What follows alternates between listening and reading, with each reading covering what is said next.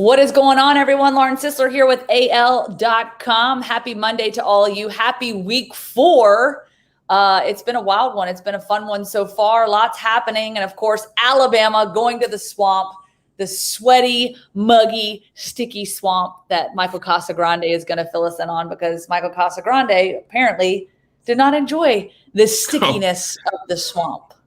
Thanks, Not something that you enjoy too much, right? It was humid. Hey, it's humid. It's a different kind of humid, right? Like we were just talking about this before we jumped on here. Like it's just a different type of feel.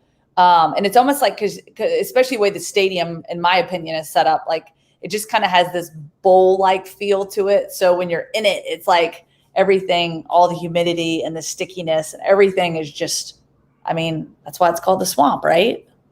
It is very aptly named. The swamp is it is very perfectly named. And if it was uncomfortable for me sitting in the press box at my computer and I'm complaining about it now, I can only imagine what it must have felt like on the field running around playing football. So that's right. Well, obviously Alabama surviving in the swamp and what we all know is an incredible atmosphere. And especially coming off a season like last year, getting to come into this one, and, the fans were loud. The communication was, something that Nick Saban has addressed, post game. And I imagine we'll hear more of that today. Just the communication with some of the younger guys, the less experienced guys, trying to deal with some of that communication, not being able to hear some of the play calls. Just so first and foremost, I want to get your thoughts. You were there. You experienced it. Alabama gets out 31-29, now extending their win streak to 17. Just your thoughts overall on how Alabama survives the swamp. Yeah, it was probably one of the stranger games I've covered in a while for Alabama, because they all kind of seemed the same, and it kind of started out to feel kind of like the same old game, scoring the first 3 possessions. Florida was, they had a good first possession, ended in a field goal. Then, interception, 3 and out, crowd's booing the quarterback, Emory Jones, the backup, Anthony Richardson, the guy everyone was interested in seeing, was clearly out for the game with the hamstring issue for me a week earlier. So there was nothing that said at the end of the first quarter we'd be talking about this in any of the tone we're talking about it now. It just looked like it was going to be the same old, and Florida adjusted. Alabama couldn't do anything offensively, 3 yards in the whole second quarter, and the whole dynamic of the game changed. It was just, a game of 4 separate quarters, kind of had their own separate lives. And, and the interesting thing is, it kind of, for all the torture Alabama fans in the past have taken over the kicking game, that it really was a missed extra point that seemed fairly insignificant at the time in the second quarter that changed the whole math, the whole dynamic of the game, that ultimately led to Florida going for 2 and failing in that 2-point conversion to tie the game. And, that was, everything that operated up to that point was a different score, and the math involved Alabama kicking the field goal. I think they probably had to anyway after the 4th and 1 false start, but, it loomed large for something that seemed pretty insignificant at the time. So the defense was not what they wanted to be, obviously. Social media were not happy with the defense. I'm sure that will be a lot of the discussion today, and rightfully so. I mean, they didn't give up the big plays, but they kind of got bled out with paper cuts. So yeah, and definitely want to dig into the defensive side of the football, but staying on the offense to kind of start things off too with Bryce Young. One of the things, just kind of going back and watching and sort of he's obviously a sophomore. He's obviously doesn't have that big game experience. I know a lot of people point to game 1 against Miami, but it's kind of the home away from home. You get into this raucous environment, a lot of noise. Very good. And even Nick Saban talked about it. It felt like Bryce did a good job. Especially under the difficult circumstances of where they had to play. Made some good decisions for the most part. Obviously came out firing. And when you are in that situation, obviously life is good, right? You're ahead of the chains. You're moving the football. Life is good. And then obviously the response to the back end of that football game, with obviously Florida coming back and staging a comeback to, potentially upend the number 1 team in the country, right? I think the penalties were obviously a big part of that. 7 offensive penalties. Obviously, Nick Saban not happy about that. And then, of course, netting just 91 rushing yards, I think averaging 3.4 yards per attempt. Robinson had 75 in the game. So, I guess with all that being said, when you look at Bryce Young's performance, in your opinion, and sort of how he was able to manage the game, how do you feel like he did under those circumstances? Of course, Saban gives his praise, but we want the Michael Casagrande praise. Yeah. Well, I mean, it's interesting. I mean, we talked about this a few times that there's always been a caveat when Saban talks about the offense and offensive issues and things that may have gone wrong. And he did it again. And he said it again after the game in Florida, that it wasn't Bryce's fault. It wasn't Bryce Young's fault. Mm-hmm. And it's kind of interesting that not that he gets a free pass, or that that he wasn't, but that it's always a point that he makes to say that whenever there were issues with the offense, that it wasn't Bryce Young's fault. It's just interesting observation that I'm not the only one who's made about his play. But I mean, I think obviously he did what he had to do to win. Every time they needed the third down, they had several big third down conversions. There were some pass interference flags that definitely were pretty important in that game. Down pass interference that would have ended a drive that ultimately ended in a touchdown. So there are so many factors that go into these games, but he didn't seem rattled. There were issues with communication. It seemed like there was a lot of use of vocal communication in a place that you couldn't hear yourself think or talk. They were getting down to the end of the play clock a lot of the times, changing plays.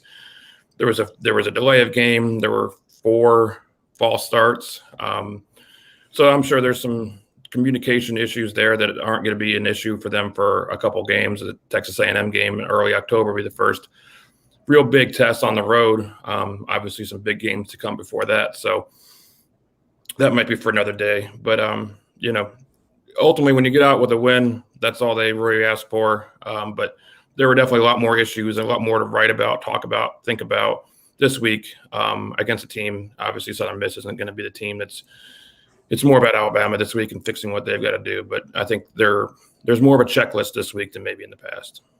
Yeah, no doubt. And of course, that kind of being the big question as well, the schedule and who on the schedule is going to present the biggest challenges for Alabama. And of course, a lot of people want to point to Ole Miss. I know some of our viewers, commenters here talking about Ole Miss being perhaps, the biggest question mark on the schedule moving forward. And, I think we can say that coming out of week 3 of the season. There's a lot of top teams in the country that you're looking at now and saying, are they really that good? But I think because the fact that Alabama doesn't blow out its opponent, that suddenly just raises a bunch of red flags for a lot of people. Oh my gosh, this is a different Alabama team. I don't know if we're going to be able to contend. And I think there's pieces of it that are obviously questionable, and other pieces of it that, you're playing in the swamp. You're playing against a good Florida team. It's not like some schlub team that, doesn't have the talent to be able to compete at that kind of level. So with that being said, the defense would be the biggest area of concern, obviously. The run defense, especially an area of concern for this team. Florida totaled 245 rushing yards, 440 total yards against Alabama's defense. And in my opinion, going back and watching the game, it did look like, some of, the defense just didn't really look tired, looked like they were just sort of drained and kind of just worn down in the second half. What's kind of your take on the defense and some of the issues that are being created and the challenges that they're faced?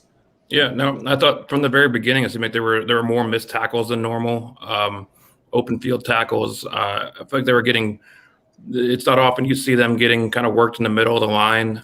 The front 7, that's always been kind of the calling card for Alabama. They've always been establishing that line of scrimmage, not getting bullied around. And I think there was some degree of that in that the read option, the internal, runs through the tackles. I think Dan Mullen did a great job calling the game. Had Alabama off balance. They didn't really know what was coming next. They were gassed. You could tell.